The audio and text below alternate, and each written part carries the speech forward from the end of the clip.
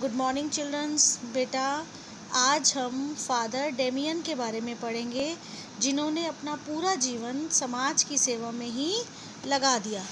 बचपन से लेकर मृत्यु तक वह लोगों की सेवा करने में ही लगे रहे। जोसेफ डेमियन का जन्म बेल्जियम के एक संपन्न घराने में हुआ था।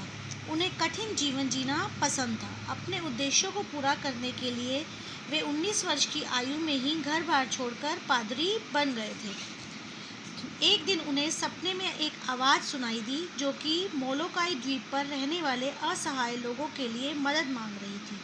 वे खुशी खुशी मोलोकाई द्वीप जाने के लिए तैयार हो गए। मोलोकाई द्वीप पर पहुंचकर उन्होंने देखा कि वहाँ के लोग तरह तरह की बीमारियों से पीड़ित थे। उनसे उनका दुख देखा नहीं गया। उन्होंने उन लोगों के बीच में रहकर उनकी देखभाल करने की प्रतिज्ञा की। मोलोकाई द्वीप के लोग पढ़े लिखे नहीं थे। उन्हें किसी बात की जानकारी भी नहीं थी।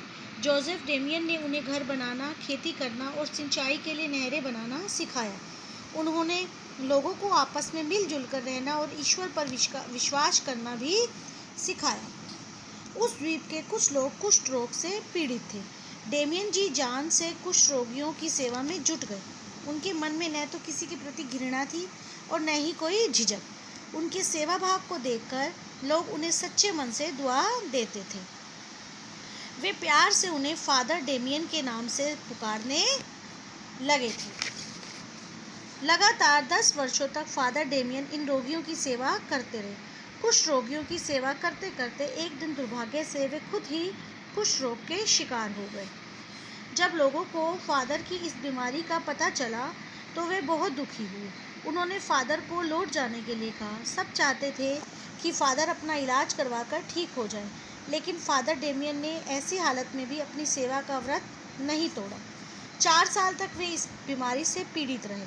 कुष्ठ रोगियों की सेवा करते करते एक दिन वे संसार को छोड़कर चले गए।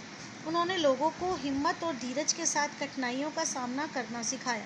उनका विश्वास था कि भगवान हर व्यक्ति में मौजूद रहते हैं। उन्होंने लोगों को मानवता और प्रेम का पाठ पढ़ाया। आज भी लोग उन्हें याद करते हैं और उनकी दी गई सीख पर अमल करते हैं। तो बच्चों, आज हमने इससे क्या शिक्षा ली कि जिस प्रकार से फादर डेमियन ने लोगों की सेवा की, हमें भी उस प्रकार से यही भाव अपने मन में रखना चाहिए और सबके कष्ट में, सबके दुख में सबकी सहायता करनी चाहिए। धन्यवाद।